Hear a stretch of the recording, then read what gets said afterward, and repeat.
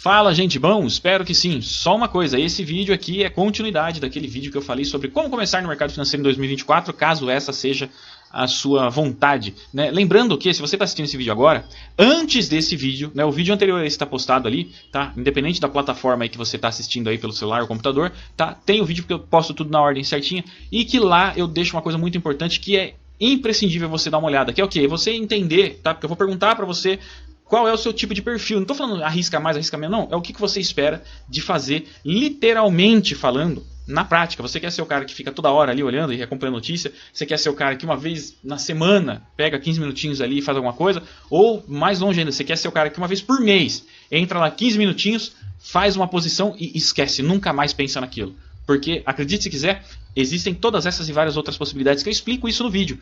E sabe por que isso é importante? Porque daí você não vai perder tempo pesquisando coisa que não é do teu agrado, tá? Você vai direto para aquilo que você quer fazer, tá? E isso vai te ajudar a se especializar naquele tipo de coisa que você quer fazer, ou seja, vai estar alinhado com a tua expectativa, cara. É exatamente isso que você tem que fazer, tá? E aí, beleza, quem sabe você consegue aí ter uma nova profissão nos próximos meses/anos, tá? Porque vai ser um pouquinho demorado, com certeza, tá? Então não é fácil, não vou mentir para vocês não, tá? Mas, enfim... seguindo ainda a linha de raciocínio dessa minissérie que eu estou fazendo com esses vídeos aí, né?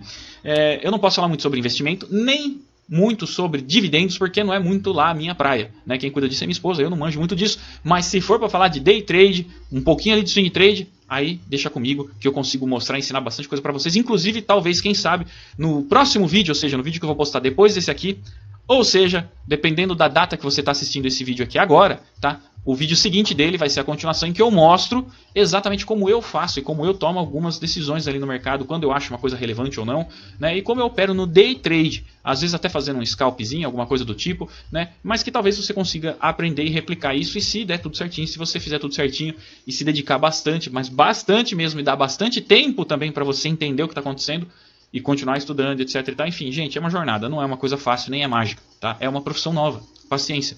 Eu gosto até de falar que é como se fosse aprender a tocar guitarra. Eu tenho a guitarra aqui, não toco muito bem não, aliás, não sei tocar nada de cabeça, mas o ponto é, qualquer pessoa pode comprar uma guitarra, qualquer pessoa pode fazer barulho, mas até começar a tocar de verdade, vocês sabem que independente de quem seja, vai precisar de um pouquinho de dedicação, tá? Essa é a pegada e o mindset que você precisa ter, tá?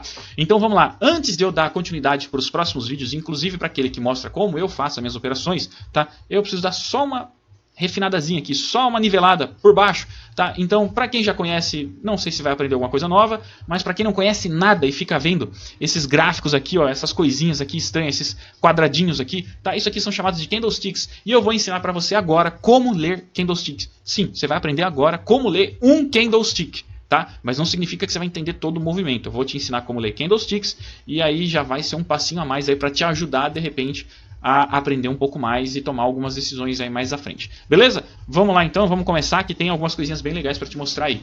Beleza? Vamos nessa então, gente. Ok. Antes de mais nada, como ler os candlesticks, né? A gente tem que lembrar que existem 4 pontos importantes aqui e provavelmente... Opa! Fiz coisa errada. Provavelmente muita gente já vai falar assim... Ah, quem já conhece um pouquinho vai falar assim... Ah, as 4 coisas mais importantes no candlestick... Com certeza são o que todo mundo fala, né? Aonde ele abre, aonde ele fecha, né? As máximas e as mínimas, né? E para quem não entendeu nada, eu vou literalmente desenhar e a gente vai entender. Eu vou explicar para vocês, tá? Mas eu não colocaria exatamente isso aqui, tá? Eu não colocaria exatamente esses 4 pontos, como abertura, fechamento, máxima e mínima. Não usaria isso daí não, eu teria uma outra coisa aqui em vista. E eu vou mostrar para vocês. Vou desenhar um candle aqui, ó. Inclusive, a gente pode até usar qualquer um aqui dessa nossa página aqui, né? Olhando. Por exemplo, quando eu tenho uns candles desse jeito, tá? Eu vou tirar uma foto aqui, ó, por exemplo, desse cara aqui. Desses dois aqui, ó. Não, melhor. Vou pegar assim, ó. Beleza? Pronto, copiei aqui, ó. Tirei um print screen desse aqui e vamos voltar para lá. Catapimbas. Tá aqui os caras. E é o seguinte, quando a gente olha essas pessoinhas aqui, né, eu vou considerar o seguinte, tá? A gente tem um cara aqui, a gente tem outro aqui, aqui, aqui, aqui e aqui. A gente está vendo que eles têm cores diferentes, né? Às vezes pode variar. Quando é positivo, ou seja, candles que sobem, a gente está falando de candles brancos ou verdes, geralmente, tá? Eu vou meter essas duas cores. E quando são candles que caem, ou seja, eles abrem em um ponto, só que fecham mais baixo do que o ponto inicial que eles abriram, se abriu aqui e fechou aqui, ou seja, se abriu a 10 e fechou a 6, né, foi para baixo, movimento para baixo. Né? Eles são geralmente na cor vermelha, porque é negativo, ou preto, para diferenciar do preto e branco. Tá? Porque são as cores padrões que vêm em várias plataformas. Tá? Então o que a gente está olhando aqui é 1, 2, 3 candles positivos e 1, 2, 3 candles negativos. E por que eles são positivos e negativos então? Simples. Vou usar o exemplo desse cara aqui. Ó. Esse cara aqui, tá? Vamos lá. Por que ele é positivo? Bom, a gente já olhou que candles positivos são brancos ou verdes. Por quê? Porque ele abriu aqui, ó. Ele iniciou aqui. Vamos supor que aqui é R$10. Vamos dar um exemplo. Ele abriu aqui, ele pode ter subido até aqui, depois voltou, subiu aqui, depois voltou, subiu aqui, depois voltou. Ele era desse tamanho, por exemplo, né? Depois ficou grande ali e tal. Então, assim, ele foi ali e fez um movimento quantas vezes ele quis. Só que ele nunca perdeu essa mínima.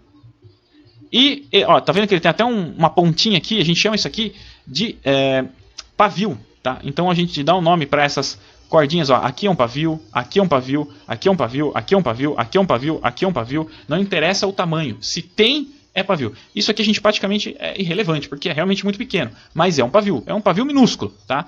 Então, o que é esse pavio? Significa que ele veio até aqui, ó, e depois ele voltou e fechou aqui embaixo. Então, a abertura dele foi aqui, e a abertura também é o mínimo.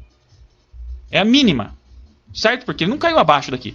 Se ele tivesse vindo até aqui, né, mas ele voltou, ele teria deixado um pavio. Não deixou um pavio, então não tem nada. E ele fechou aqui, então aqui é o fechamento, mas não é a máxima. A máxima é o pavio.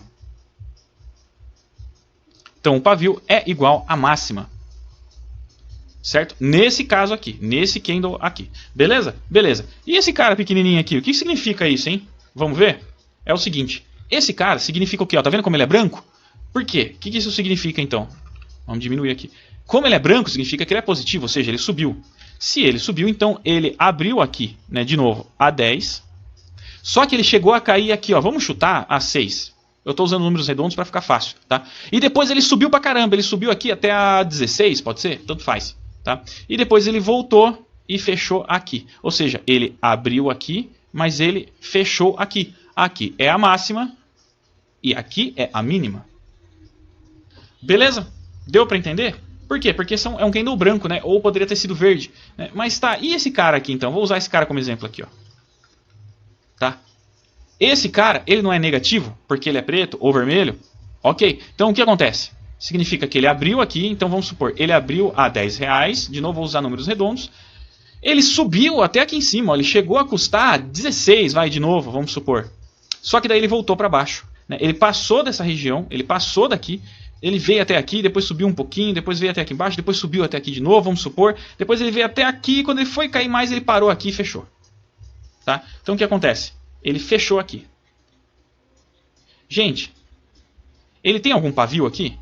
Tem algum pavio por mínimo que seja aqui? Não tem. Então esse fechamento dele também é a mínima. Se esse cara aqui tivesse igual esse cara aqui, ó como tem um pavio. Se ele tivesse um pavio aqui, por exemplo... Então aqui seria o fechamento e aqui, nesse ponto, o ponto mais baixo seria a mínima dele. Então isso é o candlestick. Estas são as formas de se ler um candlestick. Olha que legal aqui. Ó. Aqui foi a abertura mais mínima, porque foi o ponto mais baixo. Aqui foi o fechamento.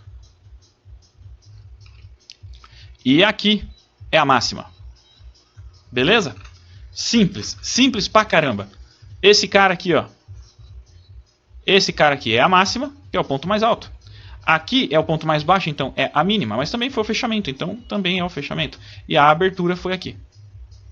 Pronto, temos os 4 pontos, máxima, abertura, mínima e fechamento. Então o candle sempre vai ter que abrir, obrigatoriamente ele vai ter que abrir, obrigatoriamente ele vai ter que fechar em algum lugar. E nesse meio tempo ele pode fazer máximas e mínimas, que podem ser o desenho de qualquer corpo de candle. Para saideira, vamos ver se todo mundo entendeu. Então aqui é o que? Abertura ou fechamento? Se ele é negativo, então é porque ele abriu aqui e ele fechou aqui embaixo. Só que qual que é a máxima dele? A máxima dele também é aqui. É o mesmo ponto. E qual que é a mínima? A mínima dele não é aqui. Onde ele fechou. A mínima dele é aqui. Essa é a mínima. Então, muitas pessoas geralmente costumam dizer que é isso, né? Do candlestick, as 4 coisas mais importantes são abertura, fechamento, máximas e mínimas. Eu acho que é isso? Não, eu tenho outra opinião, tá? Numa coisa que eu aprendi que achei bem legal e eu vou mostrar para vocês aqui agora. É isso. Na minha opinião, as 4 coisas mais importantes são essas 4 coisas aqui. E aí eu vou até mesmo mostrar para vocês na prática o que é que eu quero dizer com isso, tá? Eu vou diminuir isso aqui para não me incomodar, mas eu vou deixar isso aqui do lado, ó, comigo. E o que significa então? Vou desenhar qualquer candle aqui, ó.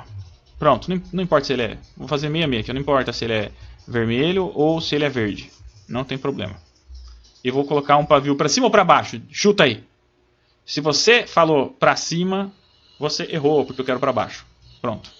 Tá? Ou seja, né, esse aqui é um candle que a gente chama de martelo, mas não se importem com isso, tá? Por quê? Porque ele lembra um martelinho mesmo, tá? Beleza. Tá bom, tá aqui o nosso candle. Quais são as 4 coisas que eu levo em consideração e que eu acho mais importante? Primeiro, pavio. Ele tem pavio? É um pavio grande? Olha aí. Nesse caso aqui é um pavio grande.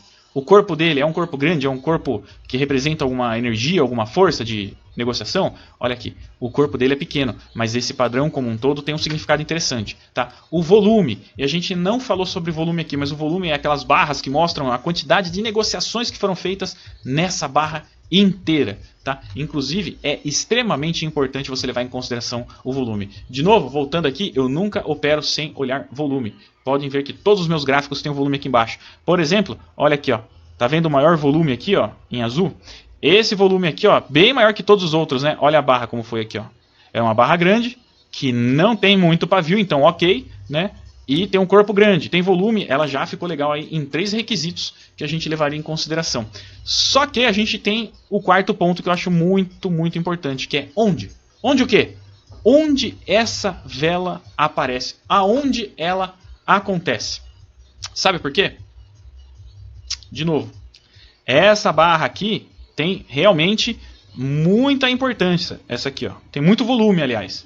Mas ela pode ter acontecido num lugar que não é tão relevante. E aí, se você comprou aqui com o stop aqui embaixo, bom, primeiro que só foi ativar a sua ordem aqui, né? Você não foi estopado, tudo bem, até poderia ter levado um pouquinho para cima aí, dependendo de como foi, você saiu no lucro. Mas a região é extremamente importante todas as vezes que você for levar em consideração uma entrada, seja na ponta compradora, seja na ponta vendedora. Sabe por quê? Vou afastar aqui, ó. Eu estou olhando o Bitcoin, porque o Bitcoin, ó, ele não para, é 24 horas. Então é bom para a gente olhar sempre isso aqui para usar como exemplo. Olha só, a gente está vendo aqui, ó, um lugar bem feio, né? A gente começa a ver, ó, que o preço ele vem aqui e já está aqui, ó, numa região brigando aqui para sair. Então, pô, compensa você querer comprar alguma coisa aqui? Não, né? Você sabe que ele pode parar em alguma região aqui. Então, por isso que não é interessante, tá, você fazer apenas a leitura do candle e desconsiderar qualquer outra coisa que está vindo aí. Então, realmente, toda vez, tá, gente, ó, dá uma olhada aqui, ó.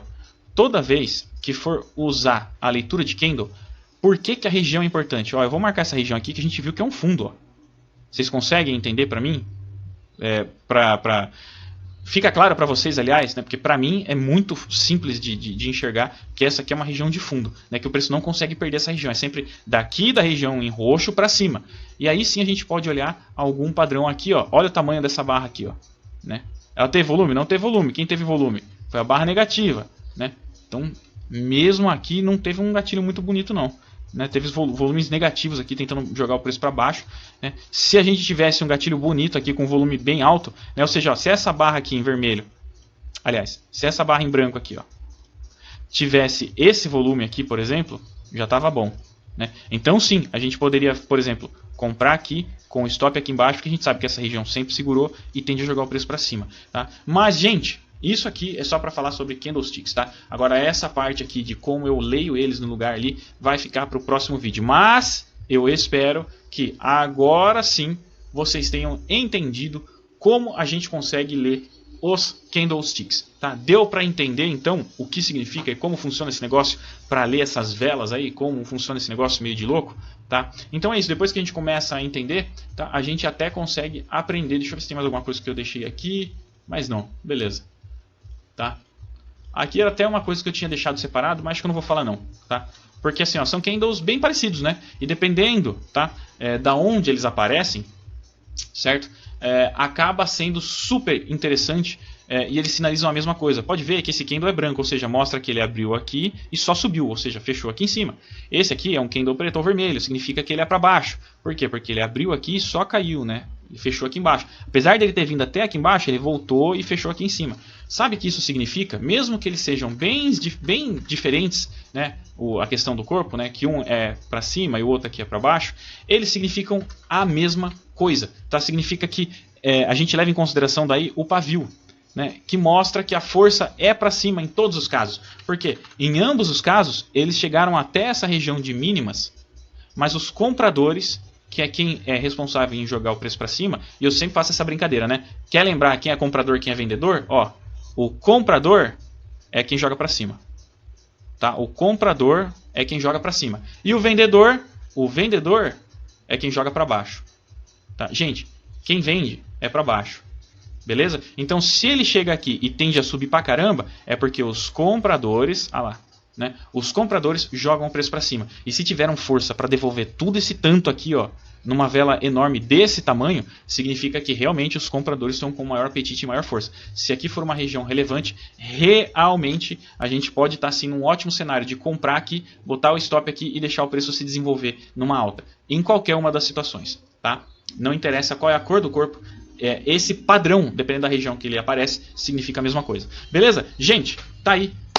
Acabei falando, né? Mas é isso. Espero que tenha sido um bom vídeo, que vocês tenham gostado pra caramba e entendido como é ou o que significa esses candles com cores diferentes e por que eles têm as cores diferentes. Porque a gente precisa realmente diferenciar um do outro. Beleza? Então é isso. Gente, muito obrigado mais uma vez. Forte abraço e tamo junto.